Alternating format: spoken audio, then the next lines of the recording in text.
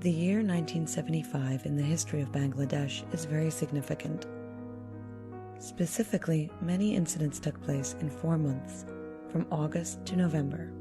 Political changeover on August 15th, coup and counter-coup in army, killing of army officers including Brigadier General Khaled Musharraf, Tahrir News clique conspiracy and successful Sepoy Janata revolution mark these months. The nation has been celebrating November 7th as the National Revolution and Solidarity Day, marking their victory against the conspiracy to turn independent Bangladesh into a subservient country under India. Some evil forces have been carrying out propaganda of falsehood against Shaheed President Ziaur Rahman and BNP for years over November 7th. November 7th in the history of Bangladesh did not come suddenly. There was a background behind it. There remained a history of humiliation and deprivation of Bangladeshi people. Also, it had linked to utter eagerness of patriotic freedom fighters to survive with dignity and respect in Bangladesh. To know the background of this day, we should clearly know the true chapter of our liberation history. All of us know when Pakistani occupied forces were taking preparations to swoop on innocent Bengalis in 1971, even then too, one of the leading political figures of that time, Sheikh Mujib, declined to declare independence on March 7th and March 25th. Awami League leader, late Tajuddin Ahmed's daughter in her book wrote that her father suggested Mujibur Rahman to declare independence at night on March 25th, but Mujib refused to do so. Rather, he advised Tajuddin not to disturb and to relax going back home. Mujib also said he has already called a hartal for March 27th. Mujib also told Tajuddin if he reads out the Declaration of Independence, what Tajuddin took with him, it will remain as a document of sedition against him to Pakistanis. For that reason, he did not want to declare independence.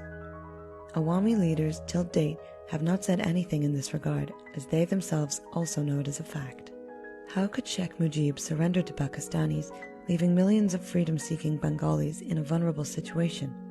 Why could he not believe the people of his country? And why did he conclude his March 7th speech at Suhrawadi Udyan by uttering, "Joy Pakistan"? These questions are not irrelevant. Pointing to Sheikh Mujib, Maulana Abdul Hamid Khan Basami, in a speech on March 9th at Paltan said, "It is a matter of more pride to be an actor in Bangladesh than becoming Prime Minister of Pakistan." Another book named Purbapur published an interview of A.K. Kandakar, where he said at the time he tried to contact some Awami League leaders and apprised them of Pakistan's preparations for imminent attack on Bengalis.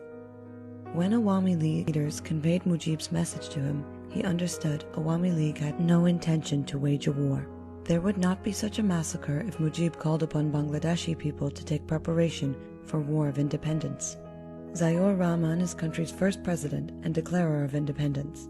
He declared country's independence first as acting president. It has been mentioned in many books. A few of them are Bangladesher Swadinota Juder Dalil Parta Part 3, Muldara 71 of Moedul Hassan, A Tale of Millions, written by Awami League leader Major Rafiqul Islam Bir Uttam, Awami League's former MP Jen Arrested Refuel as Bangladesh at War, and Awami League's former MP Subed Ali Bhuiyan's Muktu Jider Noimash. Besides, more books and many articles were published in many newspapers that Ziaur Rahman first declared independence. But he did not sit idle after declaring independence. He organized the Liberation War, fought along with lakhs of freedom fighters against Pakistani forces, and made the country enemy-free. Ziaur Rahman was exception to other leaders. He never compromised in question of nation's interest.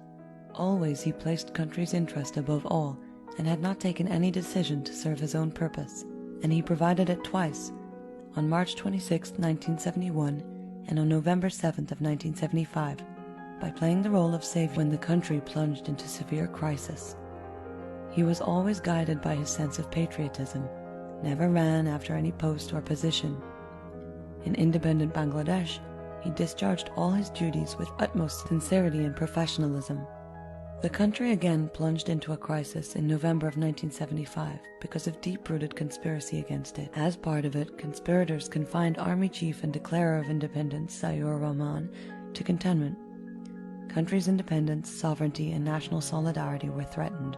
At that time, his release was only expectation of countrymen to overcome this crisis. They were waiting for his leadership and wanted him to salvage the nation again from this situation, what he did on March 26th. That political crisis came to an end on November 7th.